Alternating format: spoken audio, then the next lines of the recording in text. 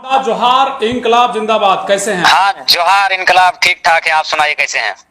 हम भी सब बस चल रहा है, सब कुछ अच्छा है। और आपका आज परीक्षा था शायद? हाँ, परीक्षा था। बढ़िया लिखे, फर्स्ट क्लास लिखे हैं और संतोषजनक लिख के आए हैं ये।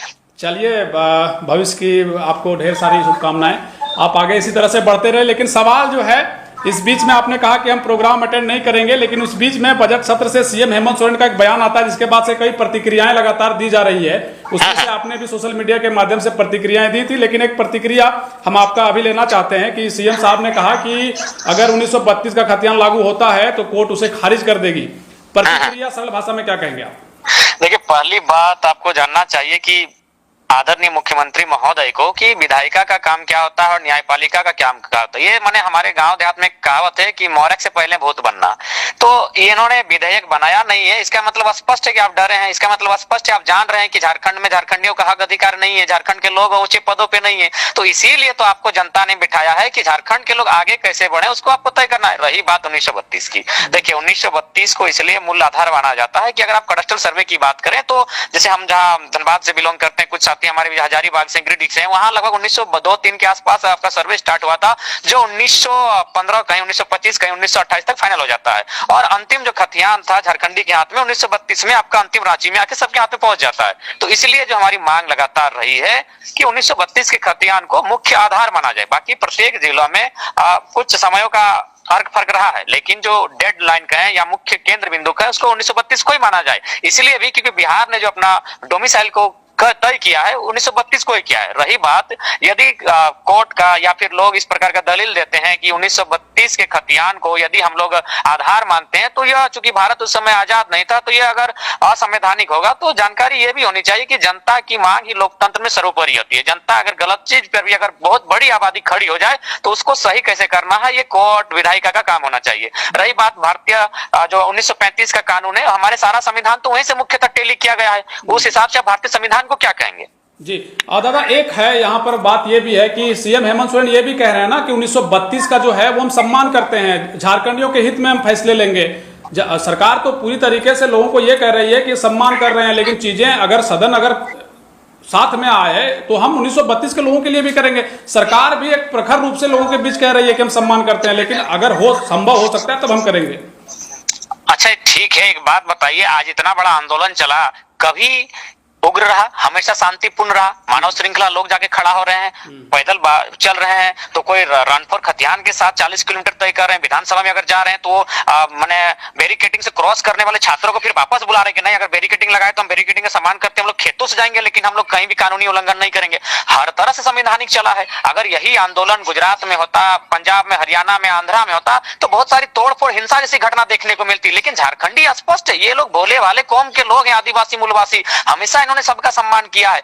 आप हेमंत सोरेन देखिए अपने बयान से पलट रहे हैं। उन्होंने 5 लाख नौकरी का स्पष्ट वादा किया था, सारा पेपर कटिंग लोगों के पास है, और आज कह रहे हैं कि हम नौकरी नहीं, हम मुर्गी बेचने का बात किए हैं। तो भाई इसीलिए देखिए, इसीलिए जनता उन पर बिलीव नहीं कर पा रही है। जिस दिन विश्वास हो जाता तो निसंदेह उनको कोई काम करने दिया था, लेकिन जनता कहीं ना कहीं उनसे जो 2.5 साल उनका देख लिया है, कहीं ना कहीं जो वादे उन्होंने किए थे उस वादों से पीछे हट रही सरकार। इसलिए सरकार को जगा के रखने के लिए जनता लगातार जन आंदोलन कर रही है। अच्छा, एक आपका हम स्टेटमेंट लेना चाहते हैं कि सीएम साहब ने यह भी कहा कि 1932 में, 1964 में, 1991 में, 2009 और 2011 में जमीन का सर्वे हुआ और गजट का भी प्रकाशन हुआ। अब सदन तय करे कि किस सर्वे को माना जाए, 1932 को छोड़ दें या 2011 को छोड़ दें, या इतना आसान नहीं है कि हम कर पाएंगे?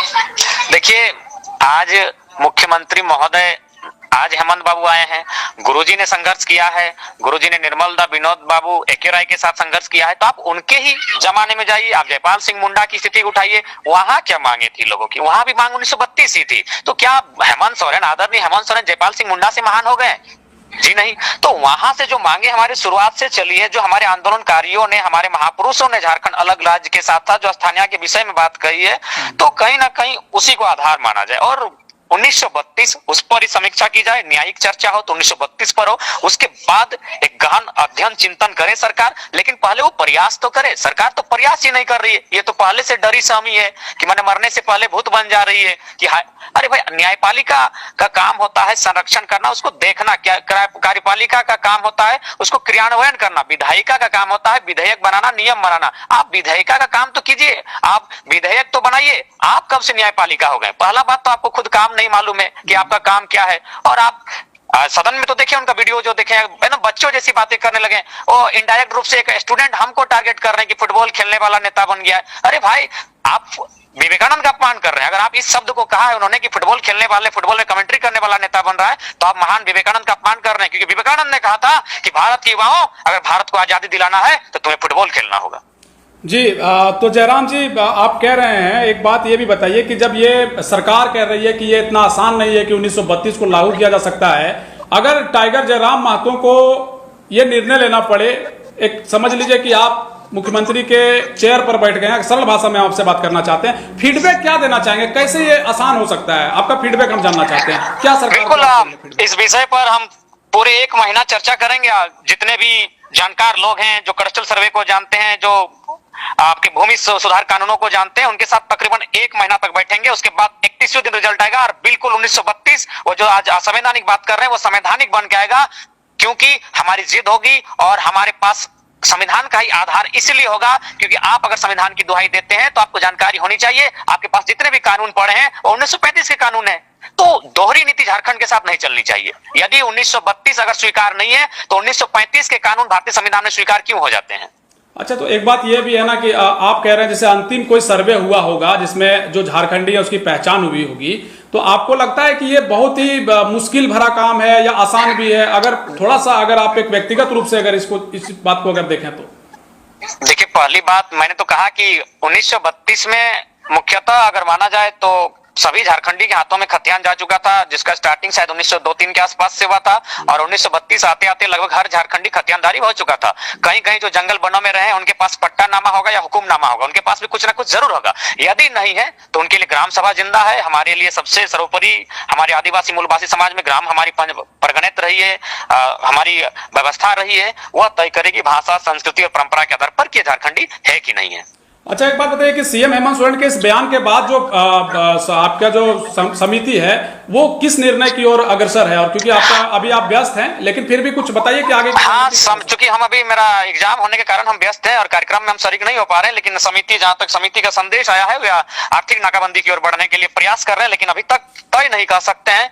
और जब तक समिति की आपस में बैठकर चर्चा नहीं होगी तब तक कुछ भी कह पाना संभव नहीं है। लेकिन हम लोग ऐसा आंदोलन को जीवित रखने के लिए पुनः हम लोग कोई ना कोई कार्यक्रम निर्धारण करेंगे और उसके अनुसार सरकार को पुनः बैकफुट पर लाने का प्रयास करेंगे। युवाओं को सीधा क्या संदेश देंगे अब आज की परिस्थिति के लिए? अब अभी युवाओं को सीधा संदेश देना चाहेंगे। यही बगल की एक घटना है, आप शायद हम चाहेंगे कि एक दिन आप भी अपने न्यूज के माध्यम से आए और थोड़ा सा इस दुख को आप थोड़ा हाईलाइट करें और इसी को संदर्भ में देंगे कि हम पुटकी क्षेत्र में हैं। यहाँ आज 7वां दिन है, एक बहन का कंपनी द्वारा, विशेल कंपनी के प्रशासन के द्वारा मर्डर किया गया है, लेकिन आज तक ना उसकी लाश उठी है और ना ही उसको मुआवजा छोड़िए उसकी लाश आज तक इंसाफ नहीं हो पाया है। तो यही हाल हर झारखंडी का होगा। यदि आज झारखंडी नहीं लड़ता है, वो अगर अपने सरकार से लड़कर अपने लिए हक अधिकार की बात नहीं करता है कि झारखंडी कौन है, तो आज यहाँ मौत हुई है, कल कहीं और होगी, परसों कहीं और होगी और ये मौत का सिलसिला थमेगा नहीं, चलता रहेगा। ये पुटकी की घटना है। आपसे मैं निवेदन करूंगा आप ग्रीडिश होकर आए और आप अपने चैनल के माध्यम से इसको हाईलाइट जरूर करें। आज 7वां दिन है, लेकिन आज भी डेड बॉडी वहां बर्फ के सहारे पड़ी हुई है, क्योंकि बीसीसीएल के जो आला अधिकारी कमान के लोग हैं वो भाग फरार हो चुके हैं। और हमेशा जब भी गरीब के पास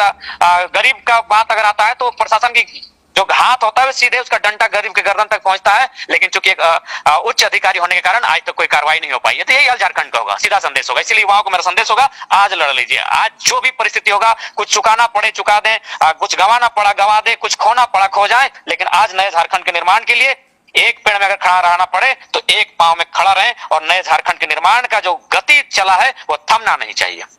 बहुत धन्यवाद जयराम जी। और आपने जो कहा हम जरूर आएंगे और उस पर हम जरूर एक बहुत बड़ा कवरेज आपके लिए और झारखंड के लिए जरूर करेंगे। आपका संघर्ष जारी होना चाहिए, आपकी जरूरत हमेशा हम कहते हैं कि झारखंड को है। आप इसी तरह से निरंतर आगे बढ़ते रहिए। इस बार आपको शक्ति प्रदान करें। समय देने के लिए बहुत धन्यवाद जयराम जी, आपका बहुत बहुत शुक्रिया।